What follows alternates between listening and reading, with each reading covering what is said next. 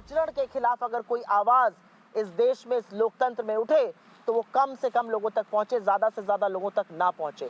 ये हमारे स्टैंड को विंडिकेट करता है। और मैं इस मंच से ये चाहती हूं और दोबारा से कहना चाहती हूं कि जितने भी सोशल मीडिया प्लेटफॉर्म्स हैं, चाहे वो फेसबुक हो या ट्विटर हो या अन्य बहुत सारे सोशल मीडिया प्लेटफॉर्म्स हैं, आपको समझना पड़ेगा कि आप अभिव्यक्ति की आजादी के लिए आपको माना जाता है, आपको देखा जाता है, और अगर वो अभिव्यक्ति की आजादी का हनन होगा तो आपकी क्रेडिबिलिटी पर भी सवाल उठेगा। तो जो ट्विटर का रिस्पांस जिसका आप जिक्र कर रही हैं, वो हमारे स्टैंड को, राहुल जी के स्टैंड को पूरी तरह से विंडिकेट करता है। I will just answer this in English and then go to them. The letter that is now being mentioned, which has been written by Twitter, I think first and foremost vindicates our stand completely. We have consistently said that this government is trying to oppress forcefully, with pressure, social media platforms, and simply doing it because these platforms had become alternate channels to communicate with people. These platforms had become channels from where we were questioning the government, we were mounting pressure, we were holding them accountable. But by pressurizing these social media platforms to limit the reach, to arbitrary block handles, to suspend accounts, to sometimes even restrict reach, like we've seen in the case of some of our leaders, especially Rahul Gandhi ji, I think this is an attempt to curb dissent. This is an attempt to restrict the voices that question you. And I think social media platforms, especially the ones that you mention here, should be held accountable to how will they hold up free speech. That's the first point. And the second point I would want to make, and I will re-emphasize it here, is I am glad Twitter has said what it has. It has to be a vibrant platform where dissent, where disagreement, where democratic values are cherished, and it vindicates the stand that we took from day one. आपका सवाल जी, I'll come back to you.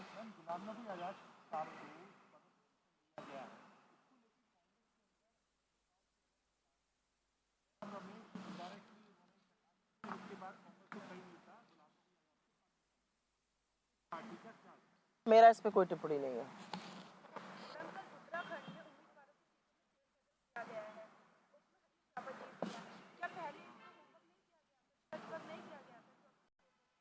चुनाव जितना dynamic process होता है, उतना ही dynamic process ticket वितरण भी होता है। और कई बार कोई अपनी सीट बदलना चाहता है, कुछ समीकरण अलग बनते हैं, कोई सीट बदलने की अगर रिक्वेस्ट डालता है तो वो बदला जाता है। ये एक डेमोक्रेटिक प्रोसेस में होना बड़ा स्वाभाविक है। इसको आई डोंट थिंक कोई इशू भी है।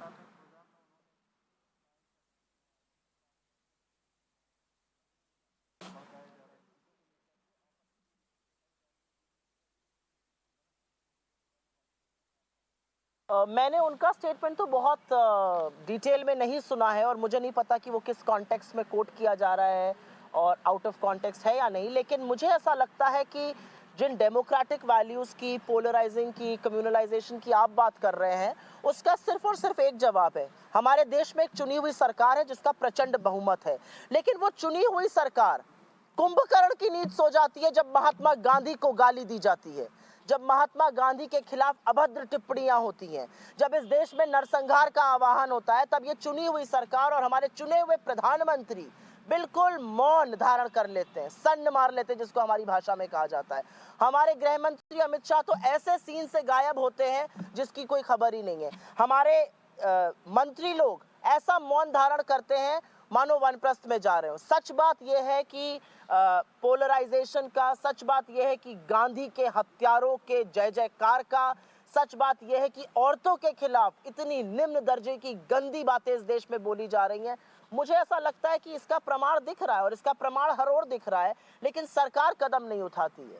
आज नरसंहार का खुला आह्वान होता है, गांधी को खुली गालियां दी जाती हैं और सरकारें, जो उत्तराखंड की सरकार है या केंद्र सरकार है, वो मुंह में दही जमा के बैठ जाती है।